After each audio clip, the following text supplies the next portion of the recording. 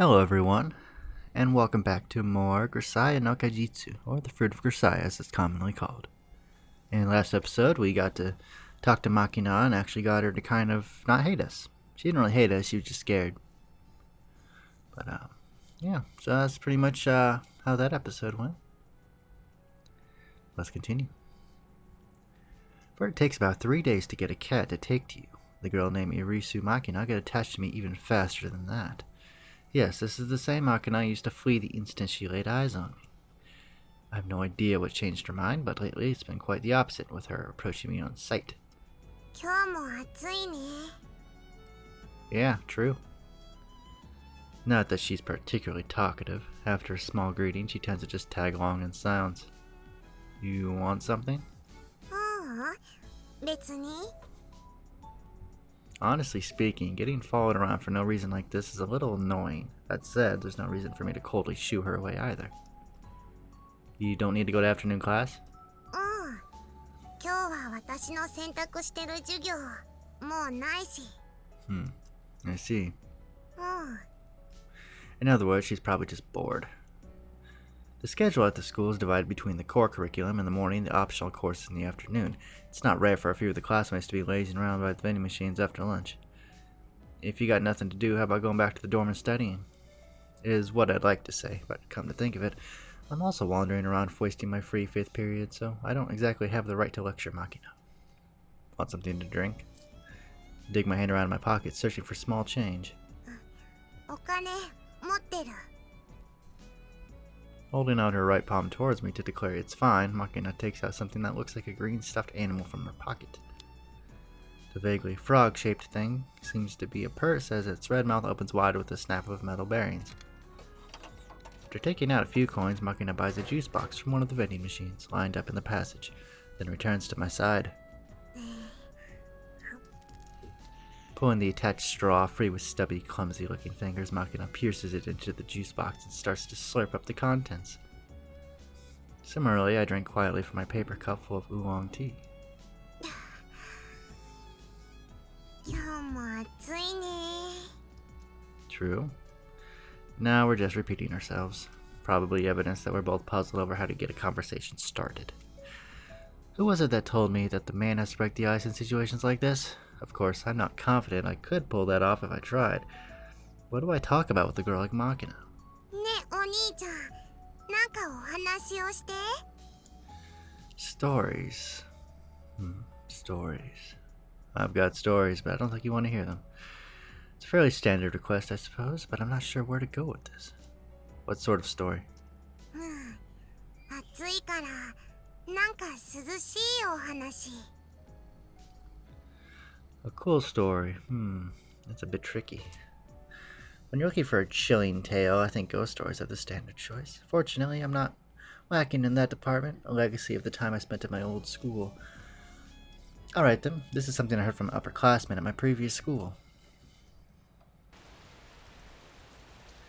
This is the story of an American soldier who found himself on a southern island in a night flooded with lukewarm rain. The soldier was making his way south through the darkened jungle amid the pelting downpour. Following a native trail with 8 companions, their objective was an enemy anti-aircraft position. The rain had been falling for 2 days straight, leaving the ground swampy as a paddy field. With the moon hidden by the thick storm clouds, the soldiers couldn't even see the back of the comrade, walking 2 or 3 meters ahead. The squad's nerves were already worn by the suggestive darkness of the night's jungle, but the relentless rain piercing through the tree canopy was slowly sapping their endurance as well. On top of it all, the rough map they'd received from the scouts was vague to the point of uselessness, good for little, but further fueling their anxiety. As the squad trudged on at a virtual crawl through the knee-deep mud, it was inevitable that their formation grew increasingly loose.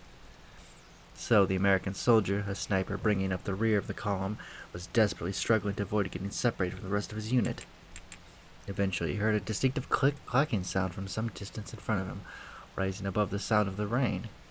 He recognized the sound as the castanets the platoon leader carried as a means to communicate at night, or in poor visibility conditions where hand signals were impractical.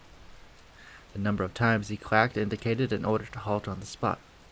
The man dropped to one knee in the muddy water, grasped his rifle in his breast, and removed the lens cap from the scope, shielding it from the rain.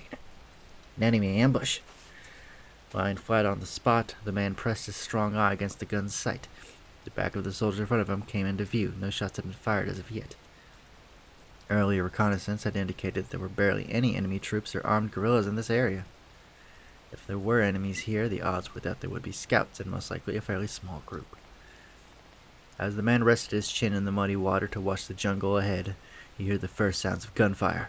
The enemy wasn't even 30 meters away from his squad. They'd practically bumped into each other.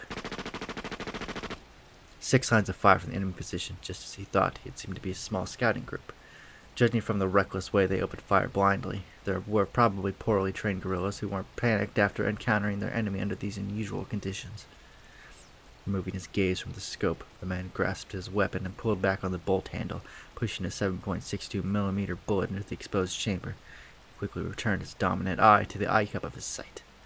The muzzle flashes visible through the scope burned white after images onto his pupil.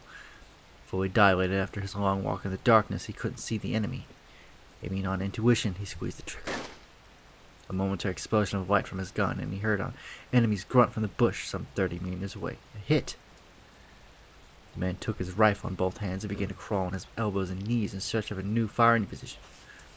Moving about 10 meters to his left, he discovered a convenient foxhole that would serve his purpose nicely. When he swung his body down into the hole, he found it was half full of stagnant water, just as he'd expected, but that fact barely registered in his mind. More importantly, from a position like this, he could snipe while hidden for a time. Sunk to the waist in the muddy water, he mechanically pulled back his rifle's bolt and squeezed the trigger again and again and again. All of a sudden, he heard a voice from the next foxhole. Since when had it been occupied? "Hey, give me a grenade." In response, the man took an M67 grenade from his belt, slung around his waist, and held it out, the safety pin still fixed in place. A white hand reached out from a nearby trench and received it. "Thank you." The man was certain he heard those words. But no matter how long he waited, his comrade didn't throw the grenade. Maybe the safety pin bent somehow and couldn't get it loose. "Hey, you okay?" As the man was speaking those words, he started to move his head to look above the edge of his encampment. At that moment, the grenade exploded in the next foxhole. Ugh. An explosion at point-blank range isn't something you hear. The overpowering waves of sound aren't recognized by your ears as noises. A mass of burning air struck the man like a wall, knocking the helmet off his head, and thrusting his body backward into the muddy pool. His mouth, thrown open by the explosion, was instantly filled with filthy water. As the man desperately tried to spit it out, he realized his tongue had been knocked back into his throat. He couldn't breathe. Quickly thrusting his hands into his mouth, the man peeled his tongue free with his fingers and powerfully vomited out the water together with the breath that had gathered in his lungs.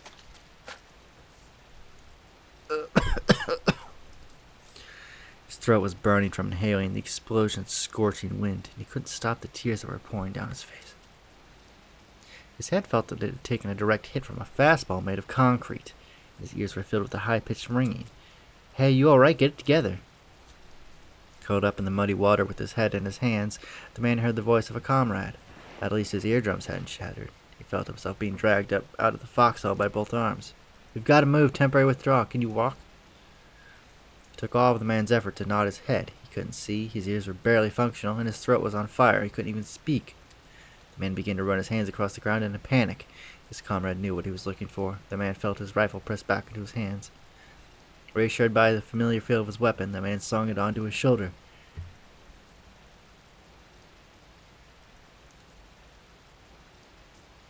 His hands still clutching the ground, he fled to that place at a crawl. Had 30 minutes passed? When the man came to himself, the rain had, ironically enough, finally stopped. His vision had largely recovered, and when he looked around, he saw his companions all just as filthy with mud. "Hey, Shorty, you still alive?" The sniper was still scurrying along the ground when that voice called to him. It belonged to a black man who joined the army at the same time as him. They'd been in the same squad in the training days as well, and the black man was his closest friend in the platoon. His greeting was casual as always. "Give me a break." The man re-shouldered his beloved rifle and told his friend about the hand grenade accident. The voice from the next foxhole, the grenade he handed over in response moments later to the explosion. The man angrily spat out the details of his brush with death through another's stupidity. The black man listened in silence. When the story was over, after a brief pause, he finally spoke. Huh? The hell are you talking about, Shorty? The black man said his story wasn't possible. Come to think of it, of course it was. The man was the unit's birdman, the rear guard, the end of the line. Usually the birdman marched 10 to 20 meters behind the squad. There was no way an ally would have been camped only 2 or 3 meters from his position. Even considering his movements to change his firing position, he couldn't have met anyone until the unit broke into retreat. I mean, let's say you're right, and some jackass dropped a grenade in his own foxhole. Okay, who was that? When the man looked around his surroundings, all 8 of the squad's other members were accounted for. A few were lightly wounded, but clearly none of them had been on the receiving end of a grenade blast recently. So, who the hell did you give that grenade to? In response to his friend's words, a shiver ran down the man's spine. After rejoining the main force and completing his report, the man told his story to a grizzled veteran. The sergeant major had an explanation of sorts for him. That place is right around the site of an old battle where many Americans died. Among them were many wounded who had been cruelly, slowly butchered by guerrillas with spears and bayonets. And some had reached to the grenades on their waist and pulled out the pin rather than being tortured to death. Why the hell did we tell the story to her? She looks like she is frightened beyond belief. So in the end, who had taken the man's grenade? Perhaps a lingering spirit, still clinging to the battlefield even in death? Or so the story went. What do you think? Get out of a chill. なんて話を聞かせてくれるのよさ。おしっこちびりそうなのよ。 Oh, sorry about that. Just forget it. 無理。今夜一人でおトイレ行った時、絶対泣く。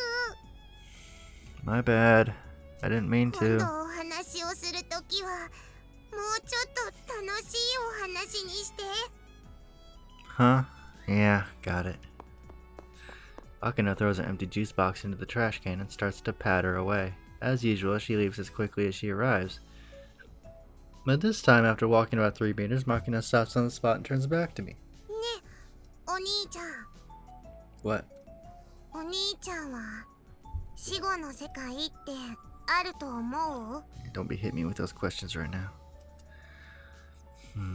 Life after death. Can't say for sure since I've never experienced it firsthand. If you believe in it, then maybe there is. In the army, there's a popular story about an afterlife exclusively for soldiers. And it's a story you'll find in the armed forces of pretty much any country, in pretty much an identical form. If you believe an afterlife is waiting for you, it will be. I'm sure it's something like that. そっか。ありがとう。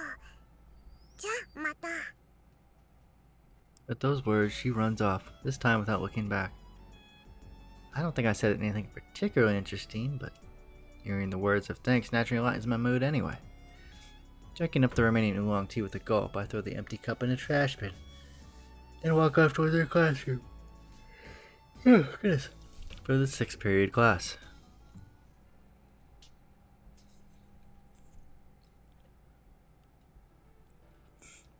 There is a subspecies of woman distinguished by an excessive kind of helpfulness, the burning desire to take care of other people's problems. Within a few days of entering the school, I had a rough idea that Sue Amane fit this busybody woman classification. But I have to admit I wasn't expecting her to extend her meddling to me quite so quickly. Although I suppose it's inevitable that we'd run into each other a lot since we live in the same dorm, it seems like she's coming up to me at every free moment and playing the big sister. 何か困ってることはない？わからないことがあれば何でも私に聞きなさい。 I wish she put herself in my shoes.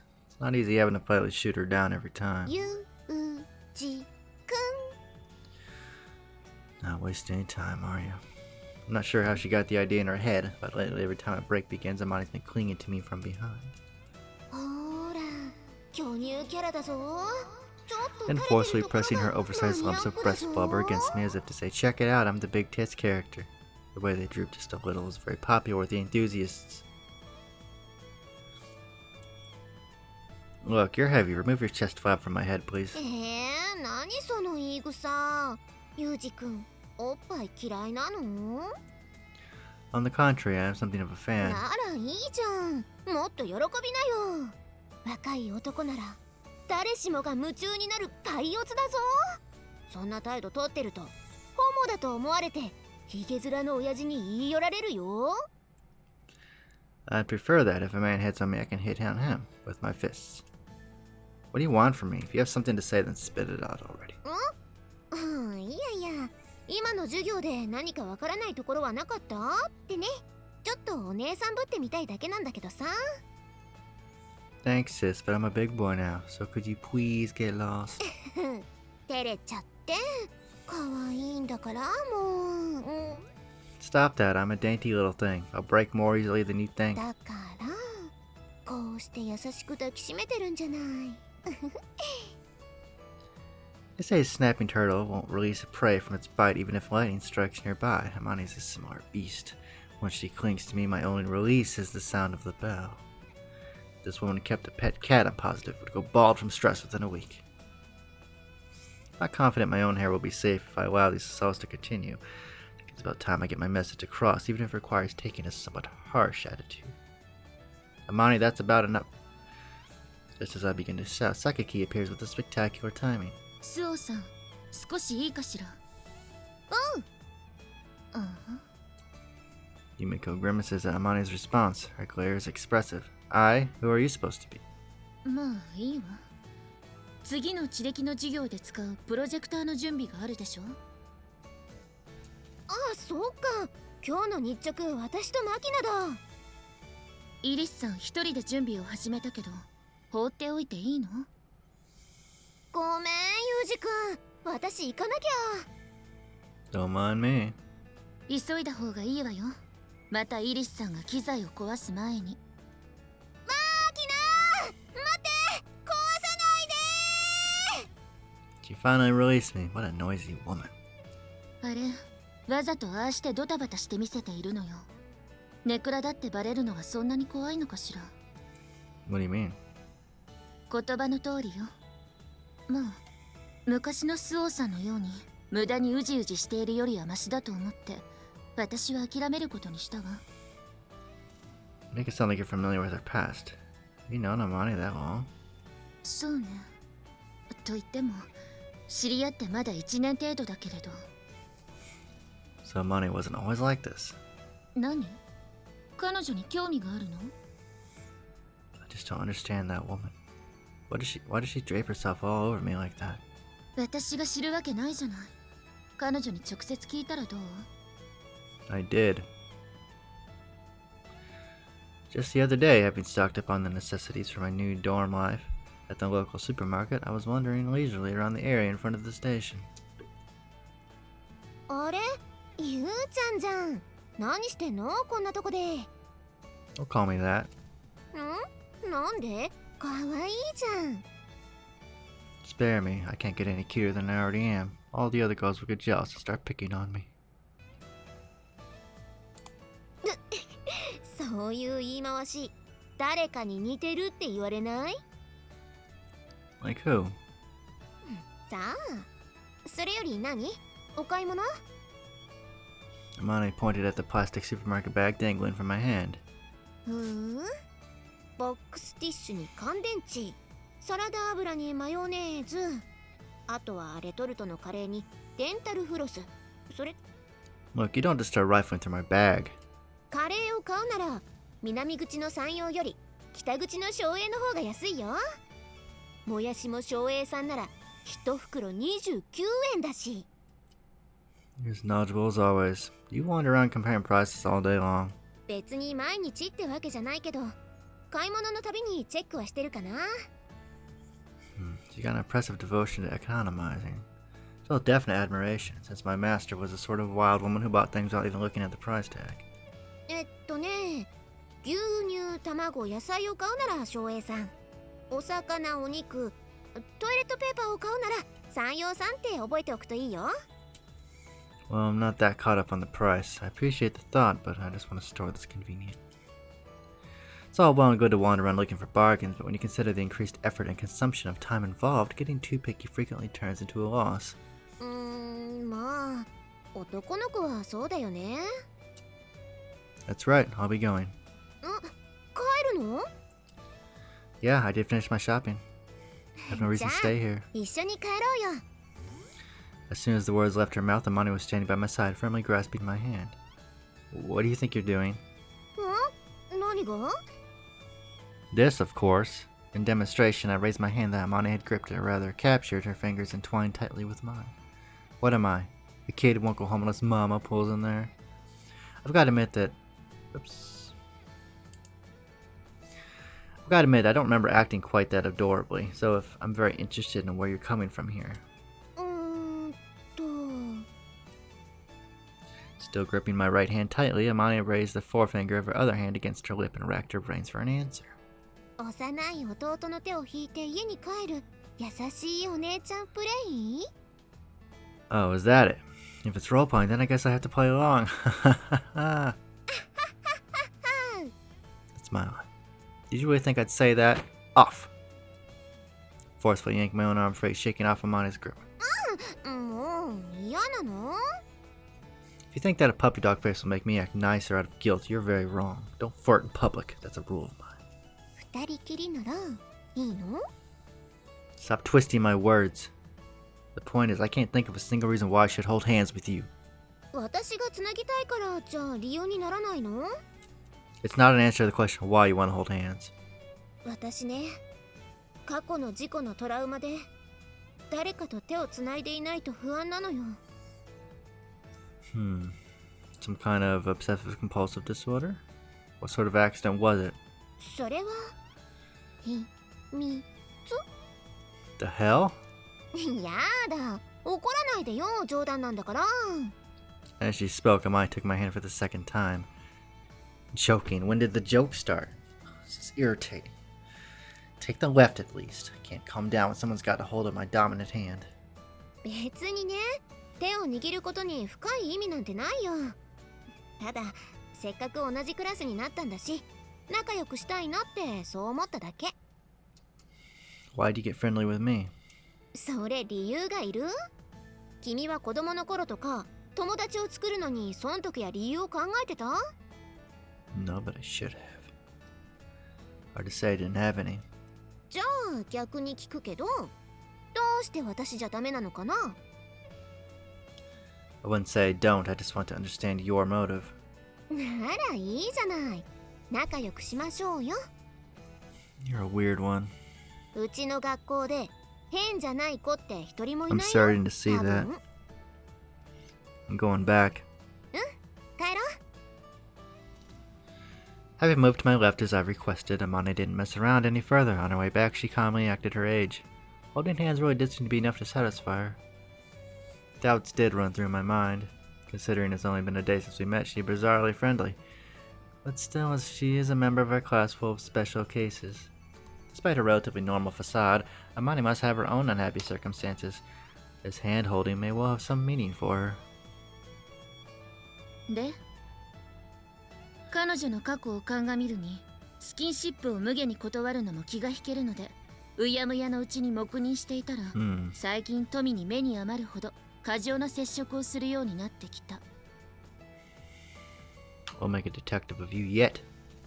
何を偉そうに Sakaki, what sort of accident was Amane involved in? 知らないわ If it's not something you can talk about, I'll leave it alone. そうじゃなくて本当に知らないのよあまり興味もないし、でも文字通り交通事故だったという話ね Car crash? 何でも彼女が乗っていたバスが事故を起こしてそれが原因で心を病んでいるという話を聞いたことはあるけれど I thought you said you didn't know. 手をつなぎたがる癖があるなんて話は過分にして聞いたことがないわね Then why was she so persistent about it? だから知らないわよ彼女視力が悪いようだしそれが原因じゃない Does bad eyesight make you want to hold hands? さあ視力が未発達な赤ん坊が何でも口に入れて舌で物体の形状や温度を認識するのと同じで何でも触ってみないと落ち着かないんじゃないかしら A plausible theory, but I'm having a hard time buying it in her case. In the first place, are her eyes that terrible? 知らないわよ興味ないって言ったでしょ I'm wasting my breath talking to you. 気が合うわね。私もたった今、あなたとの会話はつまらないと言おうとしていたところよ。Guess we're done here. Or we would be if I hadn't just spotted Komini Sachi out of the corner of my eye. Hey Sachi, you have a minute? はい、なんでしょう。Do you know anything particular about Amane's past? いいえ、私は詳しい話は何も。Well, you're useless. Get out. In other words, nobody knows the whole story. あえて聞くような楽しい話題ではないし、自分から不幸自問ができるほどに回復している学生ならいつまでもこんなところにはいないでしょうしね。True enough. As long as the person in question doesn't want to discuss it, I suppose I shouldn't pry any further. And in the first place, I'm a little dubious that Amane's past really has anything to do with holding my hand. 何か天音さんが思わず手をつなぎたくなるほどに好かれるようなことをしたのではないですか？ It's taking things in a new direction. Specifically, why do you think I did? What do you think I did? そうですね。例えば、天音さんが街でヤンキーに絡まれているところを助けたとか。No, I'm afraid that was another game I did that. 雨の日に捨て猫の入った段ボールにそっと傘を置いていったところを見られたとかね。That would be so adorable. So funny. Well, whatever. Neither rings a bell. I have no memories of us being lovers in a previous life either. そんな記憶があったら気持ち悪いわよ。この学園に男の人が転入してくるのは珍しいですし、何かこうクラスメイトの男子とそういうデートじみたことがしてみたかっただけなのではないでしょうか。You think so? Incidentally, Sachi, does that mean you've got an interest in holding hands and going on a date with me as well? 手をつなぐこと自体は嫌ではないですし、俺と手をつなげ、デートをしろと、そう強く命令していただければ、絶対に断らないと思いますけど。Let's see. Thank you for your valuable opinion. I'll file it under not helpful in the slightest. But that folder's already brimming. About to come up with a new one. How about you, Sakaki? 私があなたと手をつないでデート？ Right. Got any interest? 困ったわ。どう答えればあなたを傷つけずに済むのかしら。I get the picture. Thanks so much for your compassion. So in the end, asking around didn't get me anything resembling a clear answer. From what Sakaki says, it doesn't seem like Amane wants to hold hands indiscriminately. The mystery's only deepened. 大丈夫、マキナ。あそこ狭いからぶつけないようにね。大丈なんで言ってるそばからぶつけるかな、あんたは。私はそういう生き物なのよさ。Just at that moment, Amane enters the classroom, pulling Makina by the hand, oblivious to her gossiping. I point my thumb towards the pair and their connected hands. You said Amane doesn't have a habit of holding hands, right? まあ、イリスさんは特別。手をつないでおかないと、ふらふらとどこかへ行っちゃうような子だし。Sakaki watches Amane and Makina as she speaks. Suddenly, she claps her hand together as if struck by a burst of insight. あなた、あの子と同列に見られているのではないかしら。Say what? Wait, what? I'm put in the same category with this girl who looks about 12 and seems like likely to get lost tottering after a butterfly? What a seriously unpleasant thought. スオさんは面倒見がいいのよ。なんていうか、言葉は悪いけど、きっとダメ男が好きなんじゃないかしら。I appreciate that you're probably trying to help, but that's basically an indirect way of saying you look like a hopeless man. そう言ったつもりだけど。Sakaki, could you please stop rubbing salt in the wound without even realizing it? This kind of stings. あら、心外だわ。これでも随分と高評価しているつもりなのだけれど。Mind answering the one last question for me? 何かしら。Is there even a single normal person in this school? 言ったでしょ。まともならこんな学園になんていないわよ。あなたを含めてね。True enough. So I think you've got some special variety of unhappiness. Sensing the admonition underneath Sakaki's words, I feel the stirrings of something like shame. Whether it's normal or not, the student life isn't bad in its own way. I've started to like this place enough to reach that conclusion. And with that, I'm going to end the video here. And I will see you all in the next one. So take it easy.